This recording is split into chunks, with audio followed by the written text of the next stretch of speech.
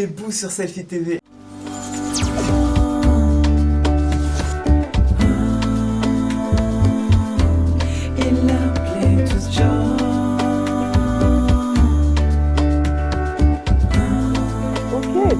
Salut, moi c'est Boo, je suis une artiste hip-hop, soul, R&B de Montreuil. Je suis également entrepreneuse, j'ai créé le mouvement Love Face Resilience et la communauté Black Women Entrepreneurs Europe. Donc dans un premier temps, la raison pour laquelle je m'étais appelée Bounty, c'est parce que j'étais au collège, donc voilà, j'ai 11-12 ans, je cherchais un nom de scène et la première chose qui m'est venue à l'esprit, c'est que voilà, la barre chocolatée, un Bounty, c'est noir à l'extérieur, blanc à l'intérieur. Moi, je suis métisse, je suis blanche, très claire de peau, donc blanche à l'extérieur et noire à l'intérieur. Et du coup, je me dis, je suis un Bounty inversé. Et au fil du temps, on en parlera, mais quand j'ai voulu me recréer une direction artistique, j'ai décidé de raccourcir mon nom de scène parce que les gens m'appelaient déjà Boo. En fait, c'était déjà mon surnom. Donc, je me suis dit, on va pas prendre un nom de scène qui n'a rien à voir. Gardons, voilà, et puis Boo, c'est mignon, tu vois. Naturellement, t'es passé à Boo, quoi. Voilà. Bien sûr. Exact. Alors, nous, on s'est connus sur la période Ma banlieue, qui était au départ un court-métrage. Un court-métrage. Toi, t'as juste fait cette chanson-là, je crois. Le clip avait été réalisé par Cinévi. Exact. Je me souviens, le clip avait été tourné à Montreuil, si je me trompe pas. Mairie de Montreuil, Et peux-tu nous raconter un peu la jeunesse de ce projet-là et ce qui a mené au clip? Je me rappelle la première fois que j'ai traîné sur Montreuil. La première fois où j'ai écrit Bounty sur une feuille. Où j'ai hésité entre suivre les pas de Jésus ou la loi de la rue. Entre tant d'autres jours, rendre le coup. Mais j'ai toujours su. Très très drôle parce que du coup dans la première interview, je suis sans filtre. Je raconte direct ce que c'est. Franchement, j'aime trop la jeune Boo. Vraiment, la jeune Boo, elle est incroyable. Ah, la jeune Boo, elle mettrait des passages, comme ça au moins vous verrez, tu vois. J'ai dit direct, je dis ouais, t'as vu le clip, ils ont mis 1 an à me l'envoyer, en plus j'ai pas aimé. Ouais, grave. Franchement, j'étais vraiment déçu parce que j'ai eu le temps de me le faire 1 million de fois le clip dans la tête et quand j'ai vu ça, je fais ah merde. La notification, j'étais en stage, j'étais en agence de com. Et là, je vois, Cinévi et tout. Et je vois le clip. Et en fait, ils t'ont pas prévenu? Non, ils m'avaient pas prévenu. Je reçois comme ça, hein, alors que tous les mois que Dieu fait, j'étais là comme ça. Le clip, il est où le clip? Parce que tu sais, c'était mon tout premier clip. Pour moi, c'était vraiment symbolique. Et je vois 1 mois, 2 mois, 3 mois. Les gens même qui étaient dans le clip, ils me disent, mais c'est comment, tu vois? Toi, c'est-à-dire tous les mois, les gens ils me disaient, mais le clip, on l'a fait, c'est quand? Tu vois, c'est comment? Et 1 an passe. Et un jour, boum, je reçois un mail comme ça. C'est ça le clip.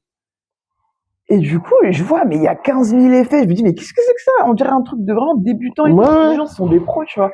Et du coup, tu sais, j'ai l'impression que ça a été bâclé et tout. Et j'étais dégoûtée. Franchement, j'étais dégoûtée. Mais j'étais obligée de le poster. Et finalement, c'est ce clip-là qui m'a quand même ouvert pas mal de portes. Parce qu'en fait, c'est le clip que j'envoyais à chaque fois. Et en fait, c'est grâce à cette musique que j'ai pu avoir toutes les opportunités que j'ai eues par la suite. Ça a été ta présentation, quoi. Exactement. Tu vois. Même si c'était pas comme je voulais, mais au moins il a fait le travail. Parce qu'en fait, la musique, elle est tellement bien, et elle parle tellement, tu vois, j'ai vraiment mis mon cœur dedans. Parce qu'en fait, pour les personnes qui me découvrent, Ma banlieue, c'était un morceau où vraiment, tu vois, où je dis, j'ai un rêve, c'est d'y arriver, tu vois, c'est de m'en sortir, mais j'ai peur de me perdre. J'ai peur de me perdre dans cette industrie. Et d'ailleurs, petite surprise pour toi, j'ai envie de te faire une petite version acoustique, juste du refrain, tu vois. Vas-y, les gens, ils comprennent. Vas-y, pas de problème.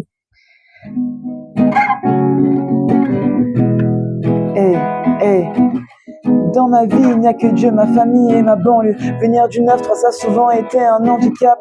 Autant pour les petits, les jeunes, même les plus vieux. Mais regarde, moi je suis jeune, je suis une fille et je rappe. Je pratiquerai mon art jusqu'à ce que l'on m'interdise. À ce moment, j'aurais perdu la seule chose qui me canalise. Tout le monde se bat, la violence se banalise. Aller au paradis, j'ai déjà fait mes valises, moi. J'ai déjà fait mes valises, Bounty. J'ai déjà fait mes valises. Ça rappelle des souvenirs, hein.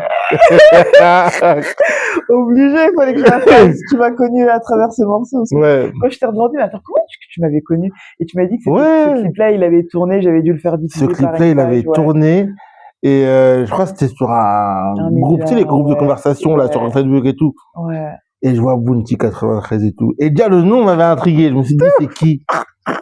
Je vois sur la page et tout, je vois le clip et tout, je fais non, elle est bien. Je t'ai contacté via ta page Facebook à l'époque.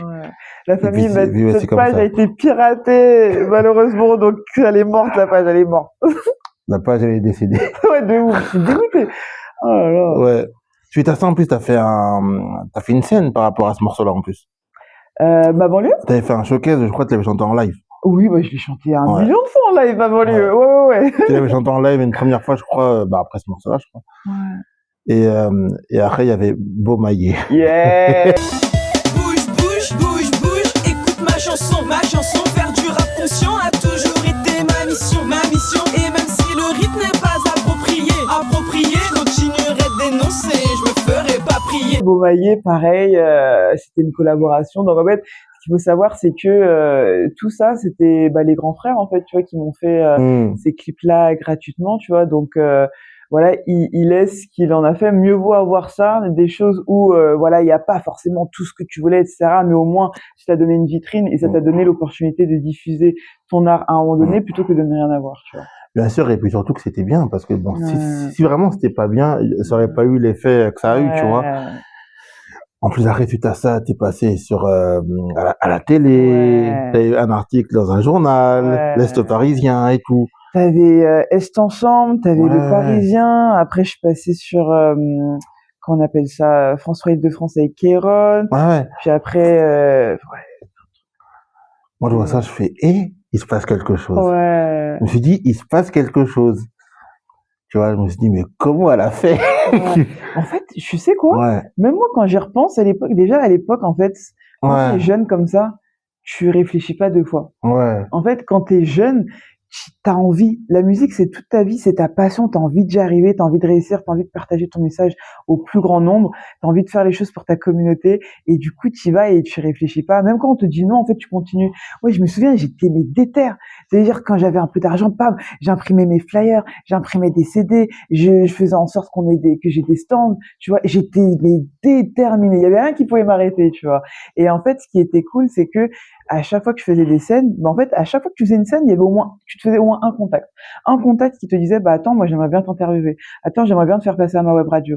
Attends, moi, je fais un concert. Là, je fais un open mic 100% femmes. Tu vois. Et en fait, faut bouger. À partir du moment où tu es en mouvement et que les gens, ils te voient, ils te revoient, ils disent, mais elle est déter. Surtout, j'avais 16, 17 ans. Les gens, ils disent, mais elle a kick de ouf, en fait. Et puis, elle a des sons qui se retiennent. Et les gens, en fait, ils ont voulu me donner de la force à ce moment-là. Et du coup, j'ai envie de te dire, c'est grâce à mon engouement, à ma fougue, à mon travail. J'étais une acharnée de travail. En fait, à un moment donné, la ville de Vincennes nous a donné beaucoup de force. Je dis nous parce qu'à ce moment-là, je rappais avec un de mes binômes. Et en fait, toute l'année, comme ils ont vu qu'on était déter et qu'on n'avait pas forcément les moyens, ils nous ont donné le studio de répétition gratuit toute l'année. Ah ouais, bien. Ça veut dire que tous les samedis, 14h, j'étais au studio pendant 1 heure ou 2. Tous les samedis. Ça veut dire qu'en fait, j'étais acharnée de travail le vendredi. Chaque fois que je finissais les cours, tac, j'écrivais. Samedi, je répétais. Après, on avait les concerts, tac, tac, tac, et j'étais toujours en mouvement.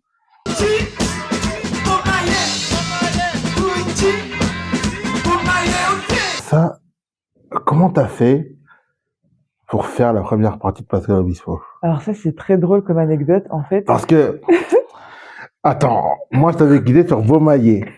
Tu vois, arrivé là, je rallume Facebook, je vois une photo de toi, Pascal, je fais, mais comment elle a fait? Ça, c'est grave. Qu'est-ce qui t'est passé?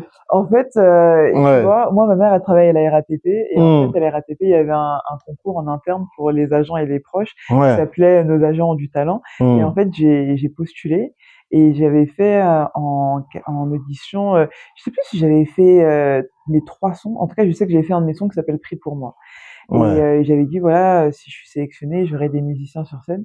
Et je quitte ça. Un jour, ils m'appellent et me disent, ouais, Pou, ça a été sélectionné et tout, tu vas pouvoir participer au gros festival de fin d'année. Et j'ai dit, ok, c'est génial et tout. Un peu, mais tu sais de qui tu vas faire la première partie?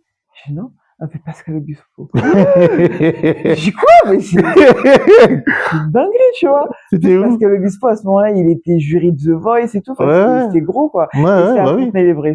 En fait, la RATP, ils ont un énorme château, bref, qui privatise, qui réserve, en tout cas pour ce festival-là.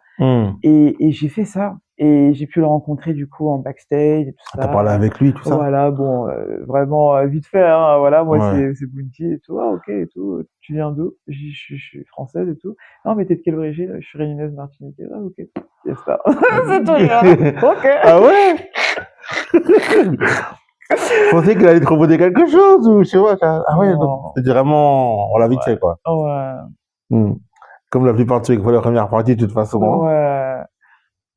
Mais toi, en parallèle à ça, euh, et niveau école, je veux dire, tu passais un BTS en plus communication. Exactement. Tu Donc, en passais un fait, BTS communication ouais. parce que tu avais eu ton bac littéraire, c'est ça? Voilà, bac littéraire. Ouais, bac Après, je fais une littéraire. première année de BTS Com qui ne me plaît pas parce qu'en fait, moi, je voulais travailler dans la musique Ouais, et en fait, on te fait croire que oui, faut que tu passes ton bac +2 et qu'à partir du bac +3, là, tu pourras choisir événementiel et tout. ouais. Sauf que leur événementiel, c'est pas mon événementiel. Eux, c'est plutôt organiser des congrès, des séminaires, chose qui n'a rien à voir avec mes envies. Du Ouais. coup, en fait, je suis tombée sur une personne, et la fille, elle est folle. En fait, j'étais dans ce BTS Com et on avait un stage de 2 jours à réaliser en imprimerie. Sauf que moi, je trouve pas en imprimerie, je me trompe, je suis chez un imprimeur. Donc Ah j'étais en ouais. personne. Donc c'est un gars qui avait, en fait, nous, on devait avoir un stage en imprimerie pour connaître les différents papiers, les différents grammes et tout ça. Sauf que moi, j'arrive chez un imprimeur, c'est comme un taxiphone, quoi. Tu viens, tu fais tes photocopies et Ouais. tes relures et tout ça. Et en fait, t'as une fille là-bas, j'avais 2 jours à faire, je m'ennuyais à fond, tu vois. Et en fait, deuxième jour, t'as une fille qui arrive et dit: «Oui, voilà, j'aimerais imprimer mon mémoire». Et moi, tu sais, je suis un peu blasée, je fais: «Ah OK, c'est sur quoi votre mémoire et tout?» Et elle me dit: «Sur l'industrie de la musique». Et je dis: «Pardon?» Je dis: «Elle me fait: «Ouais et tout, je passe mon diplôme chargé de production de musique actuelle». Je dis: «Ça existe ça?» Je savais pas, tu vois. Boum! J'ai quitté mon BTS et je me suis inscrite cette formation-là. Ouais. C'est une formation en accéléré de 4 mois qui équivaut à un BTS du coup, qui équivaut à un bac+2. Et du coup, j'ai fait ça et j'ai trop aimé. Parce que du coup, j'ai tout vu. En fait, c'est exactement ce que je voulais faire. Comment organiser une tournée, comment produire des artistes, comment faire un dossier de presse et vraiment connaître l'envers du décor. Bien. Beaucoup de travail, tout ça. Hein. Beaucoup de travail, mais pour moi, c'est très important en tant qu'artiste de connaître Ça t'a pris l'industrie. combien de temps pour apprendre tout ça? 4 mois, formation de 4 mois. 4 mois? Ouais, vraiment Ah accéléré, ouais. ouais. T'as vraiment fait ça en accéléré. Hein. Ouais. Ah ouais. Bon, avant de parler de Bounty Family et de ce que t'as fait entre-temps, compris pour moi, tout ça, est-ce que tu pourrais me parler du freestyle Je m'en veux? À part si Waouh! c'est vraiment trop personnel, hein. Waouh! Mais Je m'en parce veux? que Ouais.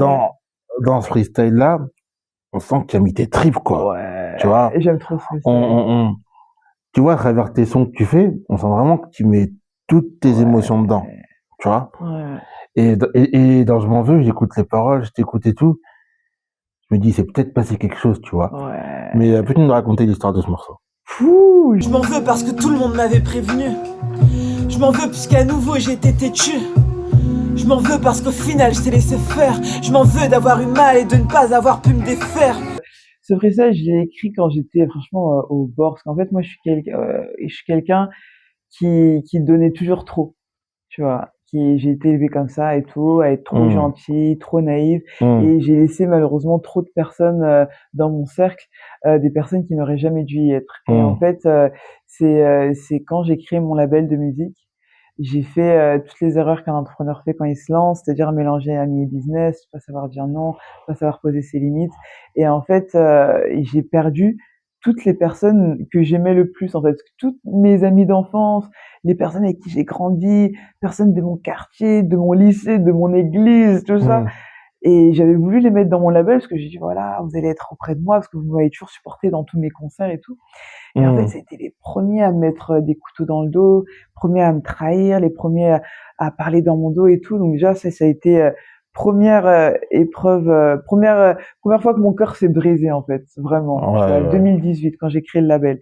Et puis après 2020, là, ça a été vraiment, enfin, il y a eu mes amis d'enfance, puis après il y a eu les artistes aussi que j'ai managés, que j'ai produits, tu vois, qui eux aussi n'avaient pas forcément les meilleures intentions du monde. Et du coup, en fait, je m'en veux. J'ai écrit ça quand j'en pouvais plus, en fait, tu vois. Et j'ai dit, mais je m'en veux grave. Franchement, je m'en veux parce que c'était de ma faute. C'est moi qui les ai laissés rentrer dans ma vie, tu vois. Ouais. Ouais, et puis après, faut te dire aussi que ça peut pas être forcément ta faute parce que la vie a fait que tu leur as fait confiance, mais qu'on Ouais, apprend aussi avec le temps, tu vois. ouais, complètement. On apprend de ses erreurs aussi. Ouais, mais Donc, c'était vraiment, vraiment dur. Je suis tombée de la tour Eiffel. et en plus, toi, tu fais 1000 choses à la fois. C'est ça. Donc, forcément, peut-être il y a des choses que t'as pas calculées à ce moment-là, tu vois, c'est logique aussi. Ouais. Mais tu vois, j'aime le fait de reconnaître les torts chez les gens, mais à un moment donné, quand l'histoire, elle se répète tout le temps et que tu te fais toujours blesser de la même manière, c'est qu'à un moment donné, toi Ouais, aussi, faut se remettre en question et te dire, OK, bien sûr. attention, tu vois, tu laisses Mm, rentrer des personnes, c'est toujours les mêmes, les mêmes vipères, les mêmes mm, requins. Donc là, c'était vraiment, ouais, ce freestyle, il est magnifique, c'est un de mes préférés d'ailleurs, et je ouais, m'en moi suis aussi. beaucoup voulu, tu vois, à un moment Mm. donné, d'avoir laissé toutes ces personnes Mais rentrer. est-ce que tu penses maintenant, avec tout le bagage que tu as, qu'on peut combiner l'amitié et le business? C'est très compliqué, franchement. Parce qu'il y a des amitiés qui se créent Ouais. aussi à travers le business, C'est tu vois. vrai. En fait, c'est très bizarre. T'as tes amis que tu fais rentrer dans ton business et où t'as des gens que tu connais par le business qui deviennent tes amis. Mm, Et je pense que c'est quelque chose que je suis toujours en train de comprendre, tu mm, vois. Je sais que pour moi, ça a été une grosse erreur, mais parce qu'en fait, je pense que c'est une erreur quand tu mets pas les choses à plat. C'est-à-dire qu'il y a tellement de success stories aujourd'hui de personnes qui arrivent et qui réussissent en famille, entre amis. Ça existe et c'est possible. Mais ce sont des gens qui, je pense, ont mis les choses vraiment sur écrit, par ouais, écrit, qui ont signé, qui ont dit, voilà, ton rôle dans l'entreprise, ça va être ça. Mon rôle dans l'entreprise, ça va être ça. Si ouais, jamais il se passe quelque chose, si on est en désaccord, ça va être la solution et ça va être un système qui va être mis en place pour que ça fonctionne. ouais, c'est Mais ça. si c'est, ah ouais, non, mais vas-y, on est meilleurs potes et vas-y, viens, on lance ça et qu'il n'y a pas de cadre, c'est là où c'est dangereux. Ouais, c'est clair. C'est clair. Faut toujours un temps pour se dire, voilà, si on est en studio, on C'est travaille, on ça. parle pas de perso, machin, quoi. Ouais. Et puis même, par Et, exemple, s'il y a de l'argent qui rentre, comment on gère ça, tu vois? C'est mm, vraiment, en fait, il faut penser à tout. c'est là où c'est compliqué. Ouais. C'est là où c'est compliqué. Ouais. Surtout quand il y a de l'argent qui rentre en jeu, généralement dans les groupes, même dans les labels, etc., et que ça a été fait avec la famille ou même des amis proches Ouais. et tout, c'est l'anarchie. C'est l'anarchie. C'est Ouais. là où les gens se séparent en C'est gros, tu vois. exactement ça. Donc c'est pour ça que si toi t'anticipes et tu parles déjà des sujets qui vont fâcher plus tard Ouais. avant, Ah tu ouais, vois, et que tu arrives à mettre tout ça sur papier avant, bien sûr. c'est la meilleure chose. Donc je pense que oui, c'est possible, mais avec des règles.